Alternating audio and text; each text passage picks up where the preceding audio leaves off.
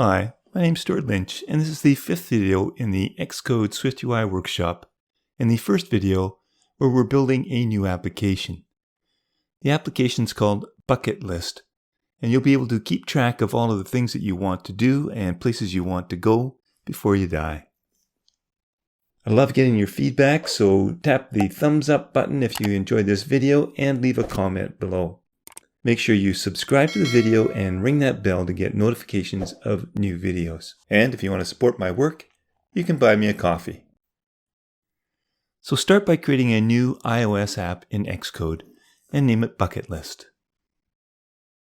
Your team and organization identifier should have been remembered from the last time, as well as the interface and language being SwiftUI and Swift.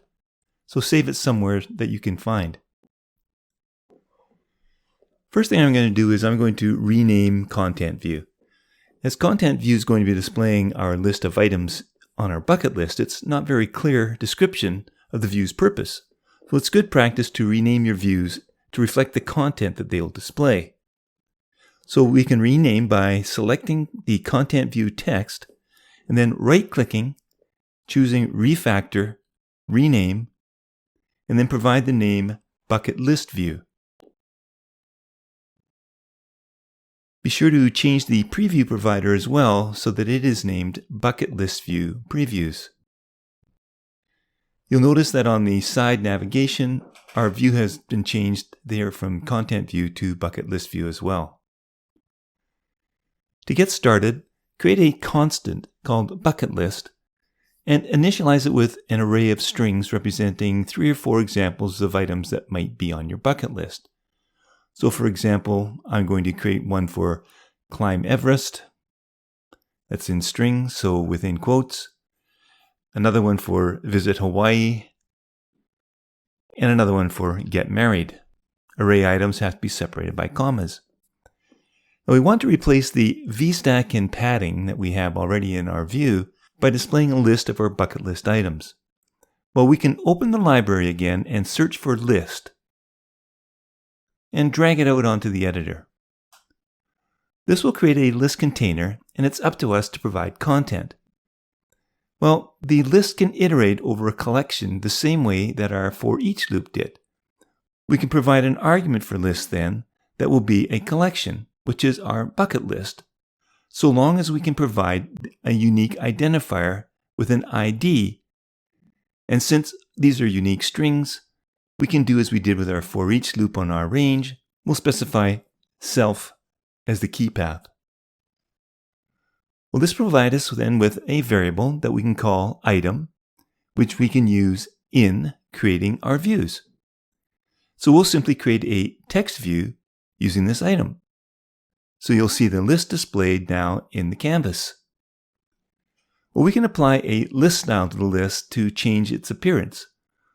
So we'll create a list style modifier, type period, to see what the options are, and I'm going to choose plain. I also want this view to have a title, so I'm going to embed the list in a navigation stack. And then I can apply a navigation title to the list and the style and assign it the string bucket list. If we want to be able to add, update, delete, or edit one of those items in the bucket list, we'll need to change that property designation from just a let to a state property. And we can make it private because it's only going to be used within this view. Remember, in order to mutate or change any property in a view, it has to be marked as @state. So we'll create another private state property called newItem and initialize it as an empty string. And this is going to be used to hold the values for new items as we type them in to a text field that we're going to create. So to create that text field, I want to have it done above the list. So I need to embed everything in the navigation stack into a VStack. As the first item in the VStack, I'm going to create an HStack because I want to present a text view with a button to the right. So inside that HStack then will first create a text field. And the text field needs a placeholder for when it's empty and a state property that can be bound to for updating as we type. Well, for the title, we'll use the string new bucket item. And for the text, we'll bind it to new item. And remember, a binding requires a $sign. To make it more visible on the screen, we'll apply a text field style of rounded border. Since we're in an HStack and a text field takes up as much width as it's available, the next view we present in the HStack will be placed directly to the right. So here's where I want to put a button, and that's going to be a circle image with a plus in it. So we'll create a button that allows us to create a view for the label. For the label, I'm going to open the library again and search for plus.circle. And I find the one that I want, so I'm just going to drag it out and use it as the label. For the action, I'm going to append our new item to our array.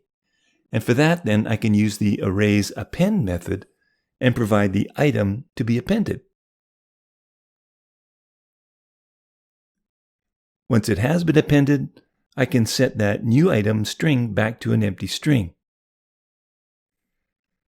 Now, we don't want to allow the addition of empty items, so we'll set the disabled modifier on our button to be true when that new item string is empty, meaning there's nothing in it. And then we can apply padding to the HStack to bring it in from its edges. I can see that my button is disabled, but as soon as I start typing, it gets enabled, and when I finish adding my new item, I can tap on the button, and it gets added to my list and displayed.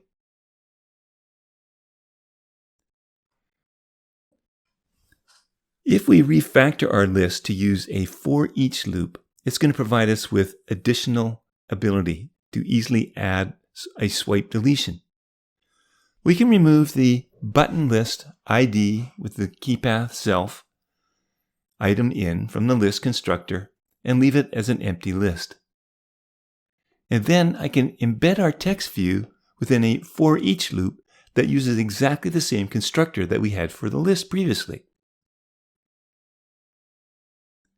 This works now exactly as before, except now on a for each loop in a list, I can apply an onDelete method. Well, this method will perform an action on an index set. So if we hit enter here, it'll provide us with a placeholder variable that we can call index set that we can use in an action. Well, a list has a remove function that will remove all items at offsets that are index sets. And that's what we have. So we can test this now, and we see that by swiping from the right, we get a red delete box that we can tap on, and it'll delete our item. And you can see that adding items still work. Up until now, every time we've added a navigation stack, we've used it simply for the title. But I'm going to use it here to be able to navigate to a different view. So when we tap on an item in the list, we want to be taken to that different view and display the item alone on a separate view. And we'll improve on this in the next section. And the moving from one view to another is known as pushing a view onto the navigation stack. So if we convert this list of text views to a set of links, then we'll be able to use the information in those links in the view that gets pushed onto the stack.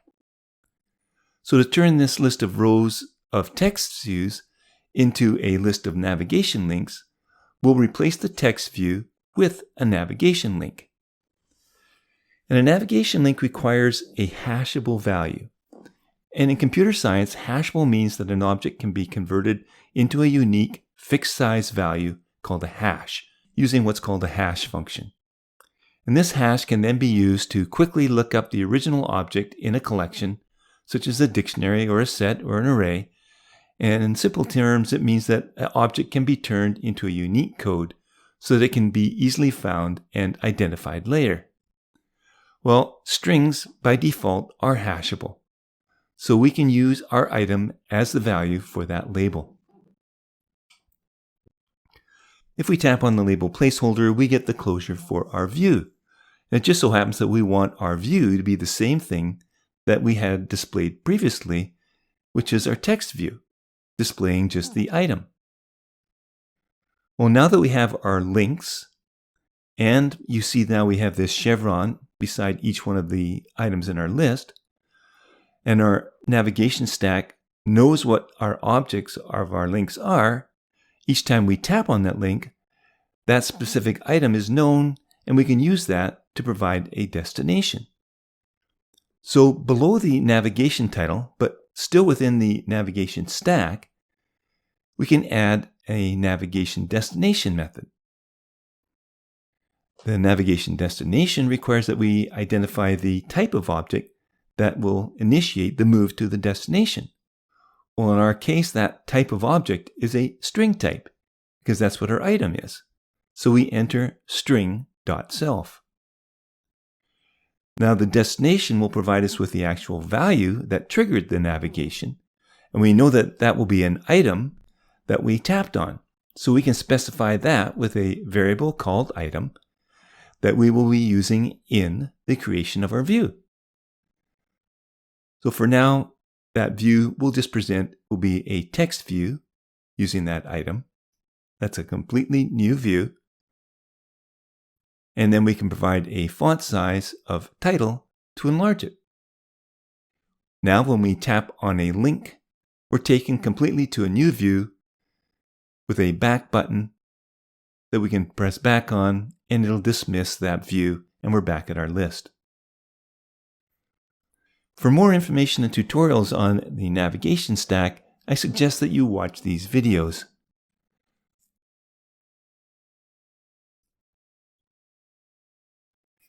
Well, that completes this lesson.